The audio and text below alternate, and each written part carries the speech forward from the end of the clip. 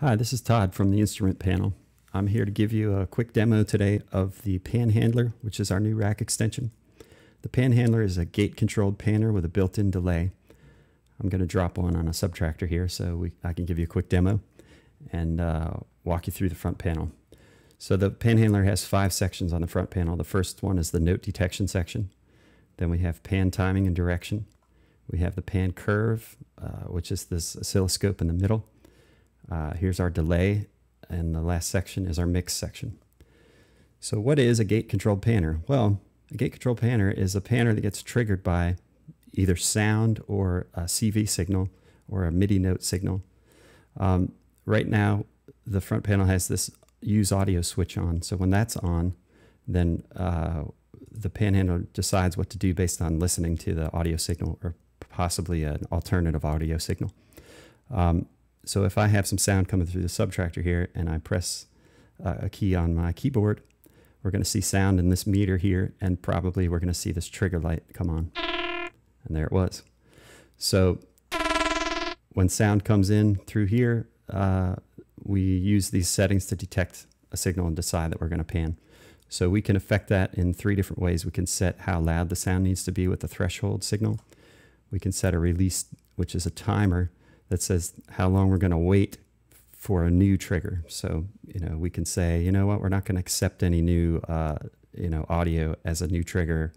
We could go up to half a second. We can go down real low. The default setting is 25 milliseconds. So it just says, let's wait a little while before we, respond to another audio signal. Now we also have a dead band, which says after the signal goes past this level, we need to drop a certain percentage below that before we'll accept a new signal. So if you have a sound that's kind of oscillating a little bit, it's not necessarily going to cause that to trigger over and over again like this. We're not seeing more triggers here. Now we will. We got an extra one there. If I had a longer release time, then it might not do that. Or we can set the dead band. The higher you set it, the more sensitive it's going to be to sound going below and then popping back up above that limit. That's a real quick intro, and you can play with that. You'll figure out how to tweak that to whatever your input is. Now we also have a couple other ways we can trigger sounds. We can turn this thing around and we can use a gate input. Now in order for that to work, we have to turn the audio switch off. That's kind of the master switch there. So if we're in audio off mode, we can accept both the MIDI notes or gate signals depending on how we have it set up. So I'm going to quickly grab a utility here. We'll just throw a matrix down below here. I'm going to hold shift. I don't think it does any auto routing anyway, but tab to flip it around. Let's take this gate and run it into the gate in of the PanHandler. Now if I hit run here, now there goes my trigger, and it's just pretty much going crazy. Now none of these settings for the audio matter anymore. Now this is our gate is deciding what we do. If I slow this thing down and we go to half notes, then we're going to see our triggers are much less frequent. And if I put some sound into this, then we'll hear that panning back and forth every time we get a trigger. That sound is moving. So that's one way you can do it with a matrix or whatever other signal you're going to use to generate CV. If you get a non-zero CV coming in here, it's going to trigger that. Our third option is if the gate in is not connected and our audio is off, we can use MIDI notes to trigger. They can come from the sequencer, or we can combine our instrument and our device. And if we look at the programmer here, now I just need to say, since this is an effect, it doesn't receive notes by default, but if I go ahead and turn that on, and then we choose this as our input when I play a note. So every time I hit a note, we get a trigger. There's one case where that won't happen. We'll get to that in a second. Okay, there's another piece that I could get into, but we want to move this along real quickly. So you can see you can take a look at the deep dive if you want to know a little bit more about some of the other options you have here. This next section is pretty self-explanatory. We have our pan time, which we have a synchronized switch, so we can go by tempo. I can go slower, and that moves slowly. Or I can unsync that. I can go up to 4 seconds. I can have a really slow, evolving pan happening there. That took a nice long time to move across the stereo field. Now we also have a direction switch. I'm going to make this thing a little bit quicker again for demonstrating that. So the default setting in the middle here is alternating directions. So one pan goes left to right, next one goes right to left. If I switch that over here, we're always going to go from the right to the left, or on this side from the left to the right. So that's good if you're going to have a laser battle with stormtroopers or something like that. Now in the middle, we have our pan curve, which allows us to affect how the pan evolves over time. We have two knobs that allow us to adjust the curvature.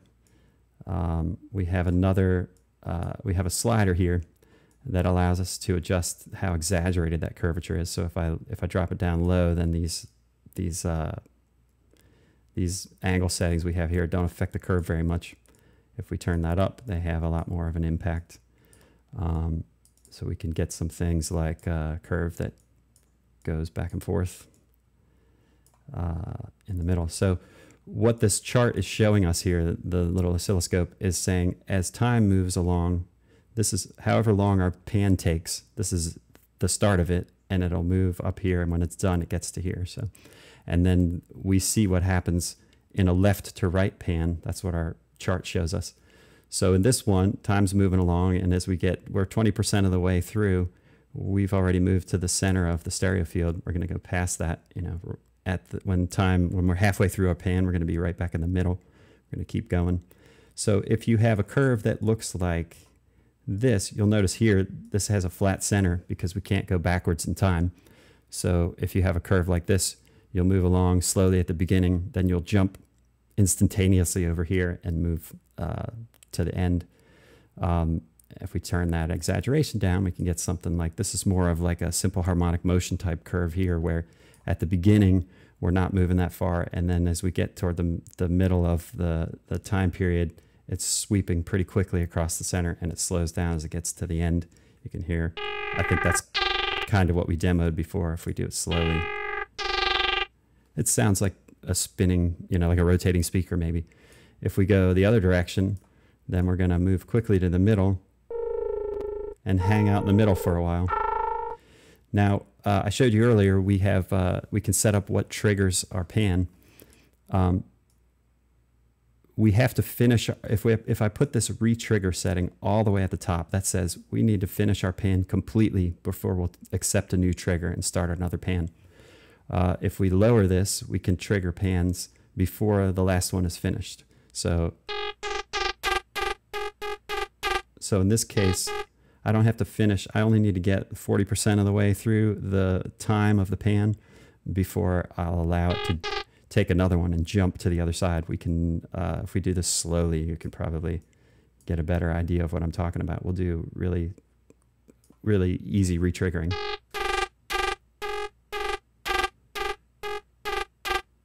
So when I hit that note, it'll jump across to the other side. This little LED strip that shows you what's happening is useful. So that's actually even displayed when the rack extension is folded. There's one other option up here, which is the phase, and you can see when I move that, what the curve shifts to the left or right. So we could take a curve, something like this one here. Let's actually do something like, yeah, that's probably pretty good. Actually, just want to give you a decent demo here of. Okay, so here's one of those curves that hangs out in the middle for a long while. If we adjust the phase, we can make it so it hangs out on one side for a while. So that's what the phase allows us to do. You always have kind of a dim version of the curve. That's the one that, kind of the master that you're adjusting here. And then the darker line, the brighter line shows you what the curve, what the movement is actually doing. And of course, that'll be reflected in these LEDs down below. Now, when I was developing this, I discovered it's really cool to take something that's doing all this stereo stuff and add a delay to it. So we have a delay built in. I ended up adding that. It wasn't part of the original spec. So if we throw some feedback, oh, we got a really slow delay. Let's sync that and we'll make it pretty quick. Let's say 5/16. And let's make a faster pan. So, and then we can actually cross this over. We can cross the delay lines. And then it'll bounce back and forth. And probably if I put the phase in the middle, get a little more of an effect there. So you can have a lot of fun with that. You can change the delay time. You can sync or unsync it. It'll go up to 4 seconds when it's unsynced. It'll actually, depending on your bit rate, can go even longer than that, I believe, if you have a very long delay in terms of your tempo or a slow tempo. You can get it even longer than 4 seconds. I'm not going to get into this little time tweak switch. You can watch the deep dive for that. We've got adjustment of feedback. We have positive and negative, so we can either invert the phase of the signal, as in the negative feedback, or we can just keep it the same. We can cross that delay. We can adjust how much we mix in. That's pretty much it. This stuff is fairly self-explanatory, I think, over here, except that we do have an output width knob on the in the mix section. Originally, that was not there. One of the beta testers suggested that that might be a good idea. Usually, we keep that a little bit below 100% by default, just so that if you've got a pair of headphones on, the sound, if you're listening to one sound and it goes all the way over to one of your headphone drivers, the absence of any sound in your other ear can be a little bit jarring.